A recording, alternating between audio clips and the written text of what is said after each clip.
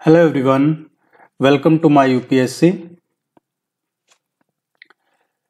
पहले यूपीएचएससी हुआ करता था, अभी नया आयोग बन गया है। रेगुलर बेसिस पे इसकी तैयारी करवा रहे हैं। टेस्ट सीरीज हिंदी और इंग्लिश दोनों में अवेलेबल है। 44 टेस्ट ऑलरेडी कंप्लीट हो चुके हैं। टेस्ट नंबर 45 अभी डिस्कस करेंगे यहाँ पे।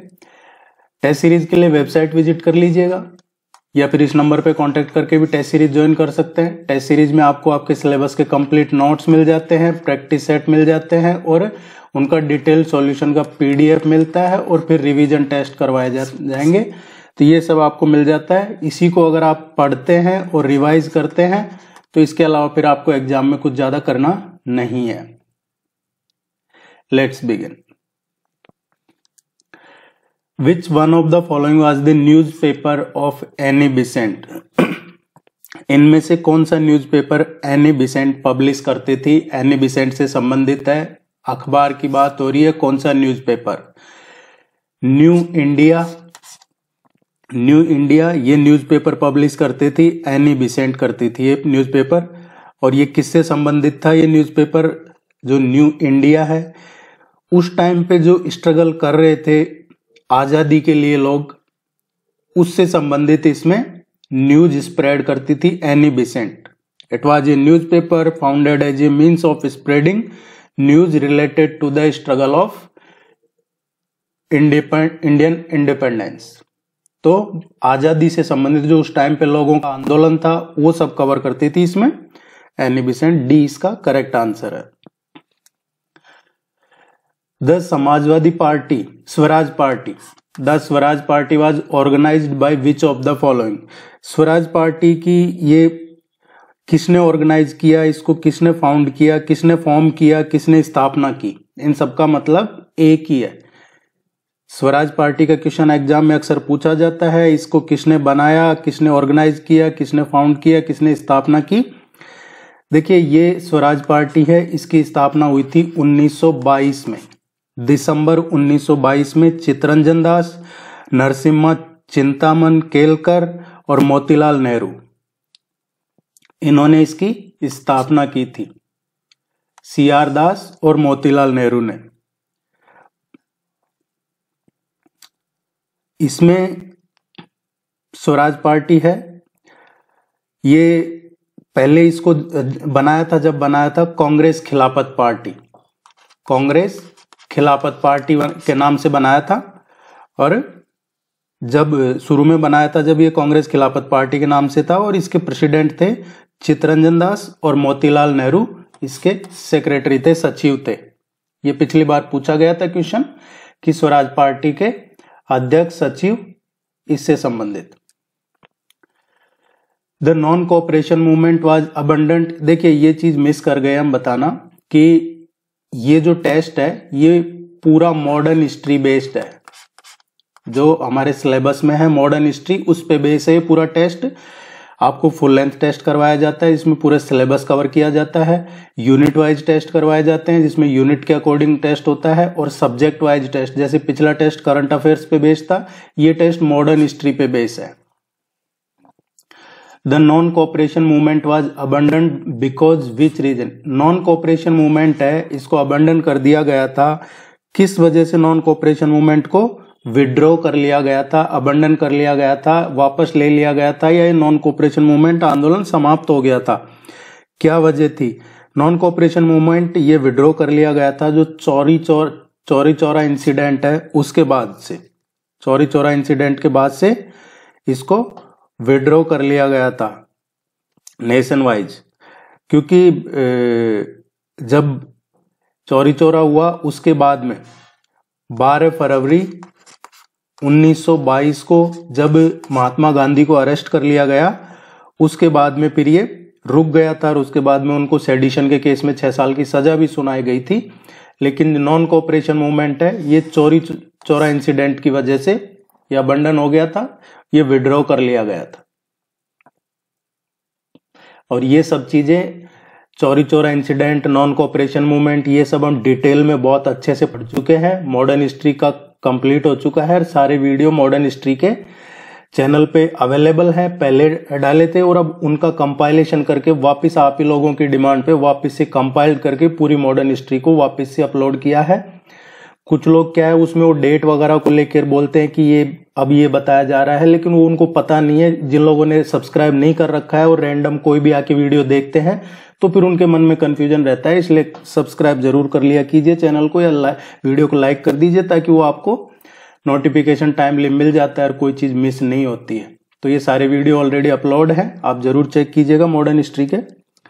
विच of the following statements regarding the Nehru report are correct? Nehru report से संबंधित इसमें से कौन से स्टेटमेंट कथन सही है? Nehru report it favoured dominion status, ये बिल्कुल सही है। It favoured A federal system का जिक्र है नेहरू रिपोर्ट में, डोमिनियन और फेडरल दोनों का जिक्र है। It rejected the system of communal electorate, ये बिल्कुल सही है। कम्युनल इलेक्टोरेट को नेहरू रिपोर्ट में उसमें नहीं था जिक्र, नेहरू रिपोर्ट में कि कम्युनल इलेक्टोरेट होगा। सेकंड राउंड टेबल कॉन्फ्रेंस हुई थी उसमें जरूर इसका जिक्र था, बाद में वो सक्सेस नहीं हो पाई थी। It was against the setting up of supreme court, ऐसा इसमें जिक्र नहीं था। कम्युनल इलेक्टोरेट को रिजेक्ट करने का था, सपोर्ट करने का नेहरू रिपोर्ट में कोई जिक्र नहीं था। तो डी इसका करेक्ट आंसर आएगा। Who led the Bardoli Satyagraha इन 1928? बारदोली सत्याग्रह कब हुआ था? 1928 में। और इसको किसने लीड किया था? बारदोली सत्याग्रह है ये एक इंडिपेंडेंस स्ट्रगल में ही माना जाता है इसको भी, इंडिपेंडेंट मूवमेंट में। और ये किसके लिए था? जो टैक्स लगा दिया गया था किसानों पे, उसके अगेंस्ट में ये आंदोलन किया गया था। सरदार वल्लभ भाई पटेल के द्वारा किया गया था 1928 में। जो किसानों पे ज्यादा टैक्स लगाया जा रहा था उसके खिलाफ इन्होंने ये बारदोली सत्याग्रह आंदोलन किया था। Which of the following statements about the Government of India Act of 1935 is not correct? Government देखिए 1909 का, 1919 का और 1935 का एक क्वेश्चन 100% इसमें से पूछा जाता है। कई बार 2 क्वेश्चन भी पूछ लिए जाते हैं और ये सब चीजें डिटेल से पढ़ाई जा चुकी है आपको। अगर आप लेट ज्वाइन कर रहे हैं यहाँ पे तो ये सब अवेलेबल है चैनल पे, अदरवाइज टेस्ट सीरीज में इन पे डिटेल क्वेश्चन करवा रहे हैं। तो 1935 का जो गवर्नमेंट ऑफ इंडिया एक्ट है उसके संबंधित में गलत कौन सा है? Dyarchy was established in the province, जो प्रोविंस है उसमें द्वैध शासन को एस्टेब्लिश किया गया 1935 के जो गवर्नमेंट ऑफ इंडिया एक्ट है उसके तहत। द्वैध शासन है ये 1935 का गवर्नमेंट ऑफ इंडिया एक्ट की देन नहीं है। द्वैध शासन लगाया गया था 1919 में, जो गवर्नमेंट ऑफ इंडिया एक्ट आया था उसके अकॉर्डिंग लगाया गया था, इंट्रोड्यूस किया था द्वैध शासन 1919। तो गलत, पहला ही गलत है। 1935 के तहत वायसराय को स्पेशल पावर दे दी गई थी, ये सही है। Federal executive was to consist of viceroy, council and the ministers, ये भी सही है। और बाद में ये जो फेडरल एग्जीक्यूटिव है जिसमें वायसराय, काउंसिल और मिनिस्टर्स थे, जब इंतरिम गवर्नमेंट बनी 1946 में, जो इंतरिम गवर्नमेंट के हेड बने थे वो जवाहरलाल नेहरू थे, तो वो इसी के हेड थे, इंतरिम गवर्नमेंट के वाइस प्रेसिडेंट थे, वो हेड बने थे बाद में। Federal legislature was to be bicameral, ये भी बाई कैमरल होगा, ये भी 1935 का ही गवर्नमेंट ऑफ इंडिया एक्ट में जिक्र है। अगस्त ऑफर ऑफ 1940 कई बार पूछ लिया जाता है, अगस्त ऑफर ये 1940 का है, अगस्त ऑफर। देखिए कई बार हमसे पूछा जाता है 8 अगस्त 1940 का संबंध किससे है? 8 अगस्त 1940, तो ये अगस्त ऑफर है, 8 अगस्त 1940 को हुआ था और इसी को शिमला एग्रीमेंट के नाम से भी जानते हैं। इसमें जो वर्ल्ड वार सेकंड चल रहा था उस टाइम पे, वर्ल्ड वार सेकंड में ब्रिटिशर्स चाहते थे कि इंडियंस का सपोर्ट मिले। उस टाइम पे जो विंस्टन चर्चिल था प्राइम मिनिस्टर, वो चाहता था कि भाई इंडिया का भी सपोर्ट मिले, इंडियंस हैं वो भी सपोर्ट करे वर्ल्ड वार सेकंड में। और इसीलिए ये 8 अगस्त 1940 को 8 अगस्त 1900, कई बार देखिए बोलते हैं लिखने में कुछ और आ जाता है, आप लोग फिर उसको समझते नहीं, कमेंट करते हैं, मजाक बनाते हैं, वो अलग है। खैर, तो 8 अगस्त 1940 को अगस्त ऑफर हुआ था और उस टाइम ब्रिटिश प्राइम मिनिस्टर थे Winston Churchill. World war second में वो सपोर्ट चाहते थे, कोऑपरेशन चाहते थे इंडियंस का, इसीलिए ये समझौता हुआ था जिसको रिजेक्ट कर दिया गया था उस टाइम पे कांग्रेस ने। वायसराय कौन थे उस टाइम पे? लॉर्ड लिनलिथगो वायसराय थे।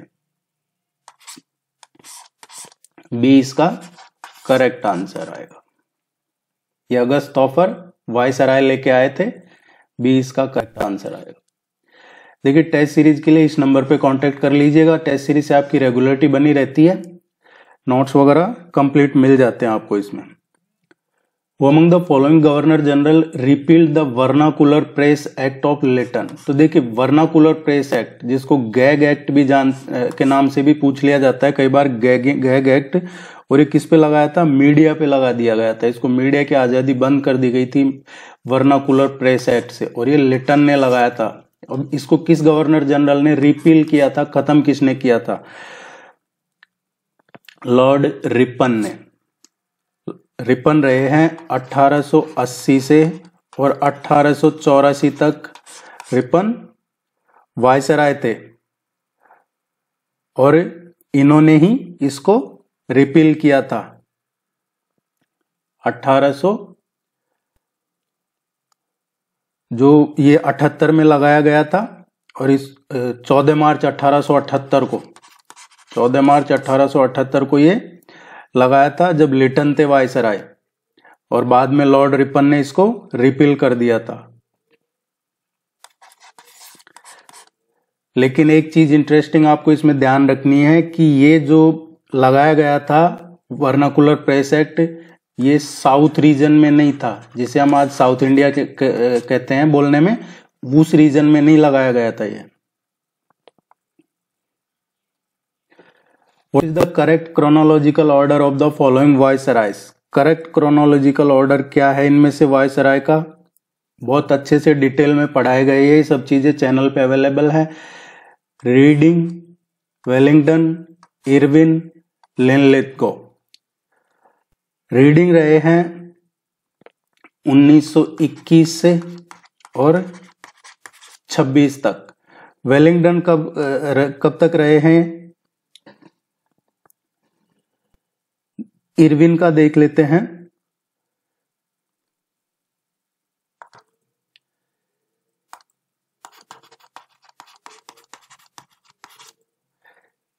ये रहे हैं 1931 से और 1936 तक।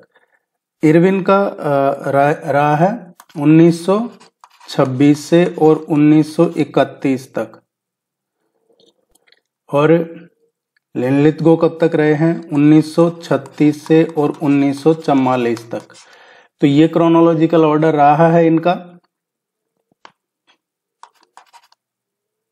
अब इसमें देखेंगे तो सबसे पहले इसमें रीडिंग आएगा, उसके बाद में इरविन का है, वेलिंगटन का है और फिर लिनलिथगो का है।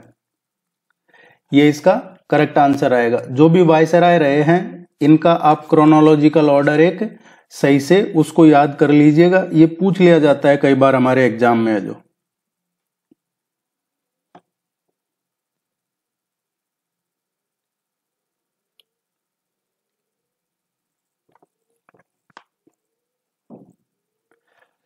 Lord Wellesley introduce the system of subsidiary alliance to.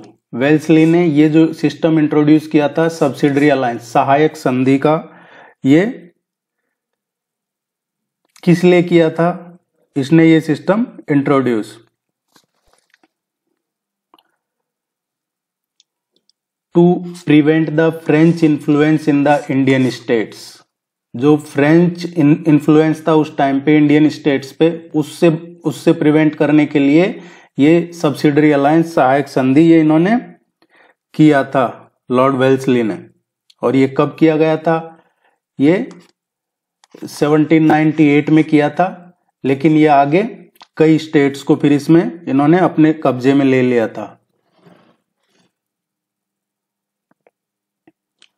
What is the correct sequence of the following events? ये जो इवेंट्स हैं इनका करेक्ट सीक्वेंस क्या है? क्रोनोलॉजिकल ऑर्डर कहें, करेक्ट सीक्वेंस कहें। पूर्ण स्वराज की डिमांड कब की गई थी? पूर्ण स्वराज की डिमांड की गई थी दिसंबर 1929 को। 19 दिसंबर 1929 को ये पूर्ण स्वराज की टोटल इंडिपेंडेंस जिसे कहा जाता है, कंप्लीट इंडिपेंडेंस, ये रिजोल्यूशन पास किया गया था लाहौर में और उसमें मांग की गई थी पूर्ण स्वराज। साइमन कमीशन का अपॉइंटमेंट कब किया गया था? साइमन कमीशन अपॉइंट किया गया था नवंबर 1927, नवंबर 1927 में साइमन कमीशन का अपॉइंटमेंट हुआ था और साइमन कमीशन बाद में 1928 में भारत आया था। और ये किस लिए आया था? जो 1919 का एक्ट बनाया था, जो गवर्नमेंट ऑफ इंडिया एक्ट था 1919, उसको रिव्यू करने के लिए ये बनाया गया था साइमन कमीशन। दांडी मार्च का देखें तो दांडी मार्च है, ये मार्च 1930 का है, मार्च 1930 का है। साल्ट मार्च भी कहते हैं इसको, साल्ट मार्च या दांडी मार्च। सॉल्ट पे जो मोनोपोली थी ब्रिटिशर्स की, उसके लिए ये बनाया गया था। बी इसका करेक्ट आंसर आएगा, क्योंकि पहले साइमन कमीशन, फिर पूर्ण स्वराज और बाद में salt march. With which of the following movements is the slogan do और डाई एसोसिएटेड? करो या मरो, ये कौन से आंदोलन से जुड़ा हुआ है? ये क्विट इंडिया मूवमेंट, भारत छोड़ो आंदोलन से जुड़ा हुआ है, जो अगस्त 8, 1942, 8 अगस्त 1942 को दिया गया था। महात्मा गांधी ने ये ग्वालियर टैंक मैदान था बॉम्बे में, वहां रैली थी, उसको एड्रेस कर रहे थे और वहां इन्होंने नारा दिया था जब भारत छोड़ो आंदोलन चल रहा था उस टाइम पे।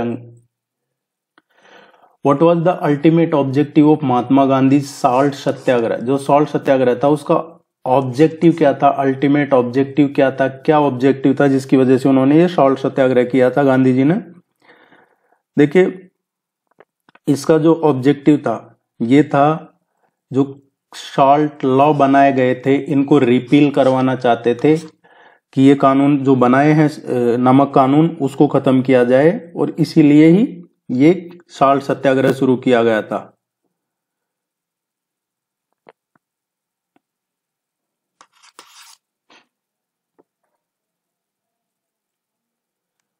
Who among the following leaders instrumental in the formation of Congress socialist party? Congress socialist party है,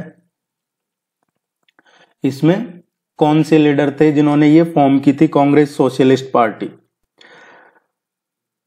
कांग्रेस सोशलिस्ट पार्टी है, उसके फाउंडर थे जेपी थे, जयप्रकाश नारायण, राम मनोहर लोहिया या फिर आचार्य नरेंद्र देव। ये कांग्रेस सोशलिस्ट पार्टी की इन्होंने स्थापना की थी। तो आपको नाम ध्यान रखना है, जयप्रकाश नारायण, राम मनोहर लोहिया और आचार्य नरेंद्र देवा। राम मनोहर लोहिया, और इसमें और आप प्लस कर सकते हैं जयप्रकाश नारायण। इन्होंने मिलकर, यहां होना चाहिए था और ये ऑल ऑफ द अबव, खैर इसको सही कर देंगे। तो इसका ध्यान रखना आप, जयप्रकाश नारायण, राम मनोहर लोहिया, आचार्य नरेंद्र देव।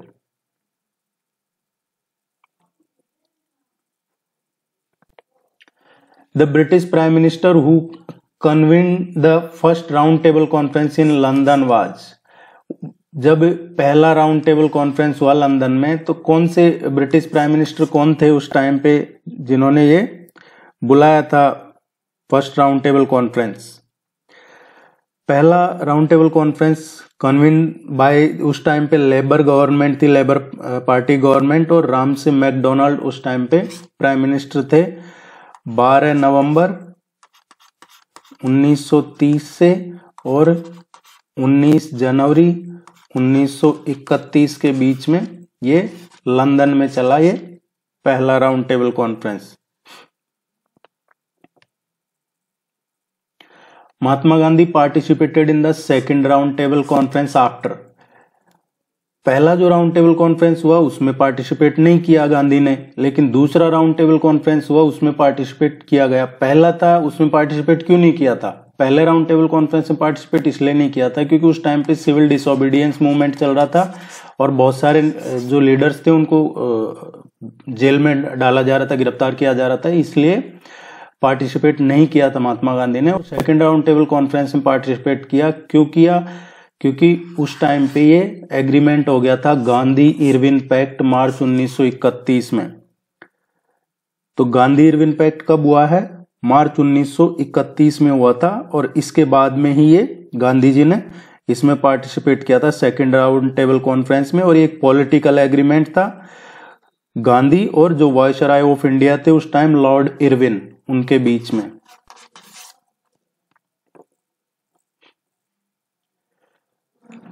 Which British officer suppressed the revolt of 1857 in Kanpur? एक क्वेश्चन पूछ लिया जाता है कि 1857 का जो विद्रोह हुआ उसको झांसी से किसने लीड किया, कानपुर से किसने लीड किया और कई दिल्ली से किसने लीड किया, इस तरीके से पूछा जाता है।